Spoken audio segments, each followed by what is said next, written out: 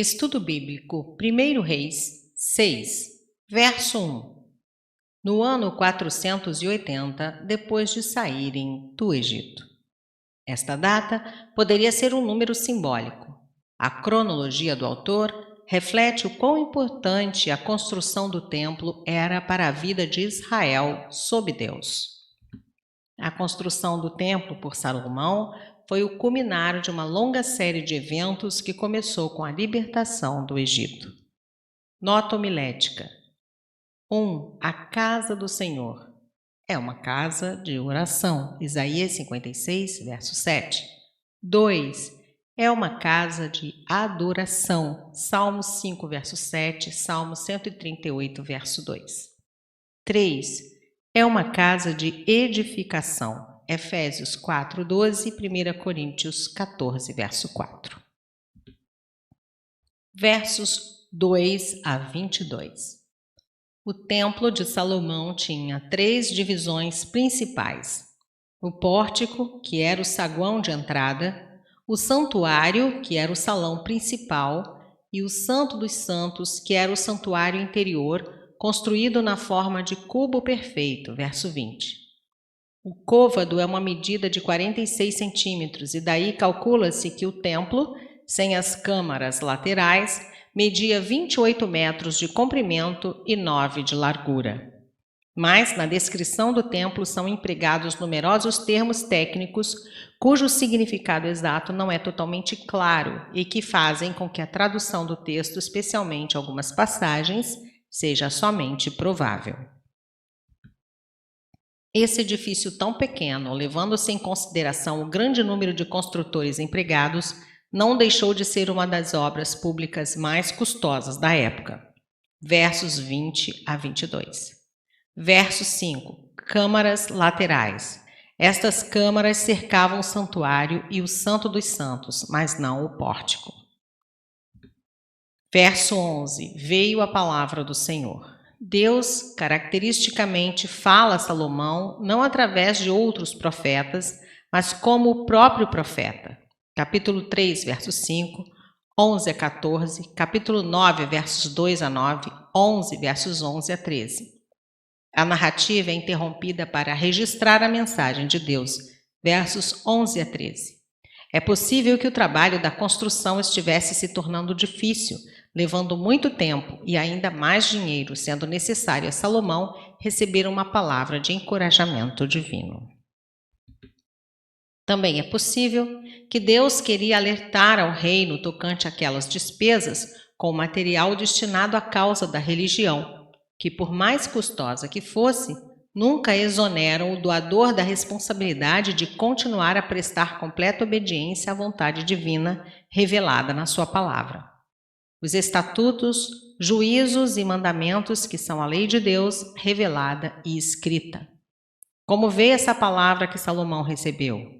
Os livros de Samuel estão repletos de mensagens trazidas pelos profetas que, obedecendo à vontade de Deus, sempre interferiam nas atividades humanas. Desde a morte de Salomão até o fim da história de Israel, a influência profética se deixava sentir a cada passo, como veremos nos livros dos reis. Só no reino de Salomão não se menciona qualquer profeta. Isso porque Salomão tinha a sabedoria do alto, cuja chave é a oração verdadeira, capítulo 3, versos 5 a 14, não lhe sendo necessário consultar os profetas. Verso 12. Se andares nos meus estatutos. Com especial referência à construção do templo, Deus lembra a Salomão que as promessas feitas a Davi requerem fidelidade na aliança da parte de Salomão. Verso 14. Arrematou. Essa palavra inclui as obras de decoração e de mobiliários que a Bíblia passa a descrever. Versos 15 a 38. Seria interessante ler a descrição da construção do tabernáculo no deserto com as notas que ali se encontram nos capítulos 36 a 39 do livro de Êxodo. O templo nada mais é do que uma urbanização do tabernáculo nômade, que agora passa a ter uma posição fixa na cidade. O significado religioso do santuário permanece inalterado. Verso 17. O santo lugar do templo. Outra tradução possível: a nave do templo que estava em frente ao Santo dos Santos. Verso 18. O cedro da casa por dentro. Do chão ao teto, todo o interior do templo era coberto com tábuas de cipreste, de modo que a estrutura de pedra ficava escondida. A decoração dessa seção do templo, que consistia em madeira de cedro esculpida em desenhos de colossíntidas e flores desabrochadas, devia ser muito linda. Colossíntida ou colicíntida é o nome de um fruto venenoso nascido numa trepadeira que na cidade de Gilgal, em Israel, crescia em Parra Brava. O fruto desse vegetal é amargo e venenoso e ainda é encontrado em lugares arenosos perto do Mar Mediterrâneo e do Mar Morto. Verso 20. Ouro puro. Davi deixara 100.000 talentos de ouro puro para Salomão empregar na construção do templo. 1 Crônicas 22, verso 14. Se a interpretação do número do valor estiver certa, trata-se então de 3.000 toneladas de ouro. Verso 23. Querubins. A Bíblia não nos informa com exatidão sobre a natureza dos querubins. Trata-se de seres celestiais e angelicais de uma ordem bem alta, que são a revelação da majestade e da glória de Deus. Ezequiel teve uma visão de seres viventes que podiam ser querubins. Ezequiel 1, versos 5 a 14. Uma das funções dos querubins era a proteção das coisas sagradas. Gênesis 31, 24. Aqui, a representação dos querubins é um símbolo de proteção da Arca da Aliança. Nota homilética. O significado do templo. Cristo é o templo verdadeiro e eterno, João 2, 21. Quem nele crê também faz parte do santuário de Deus, 1 Coríntios 3, verso 16, formando com seus irmãos um santuário dedicado ao Senhor, Efésios 2, 21.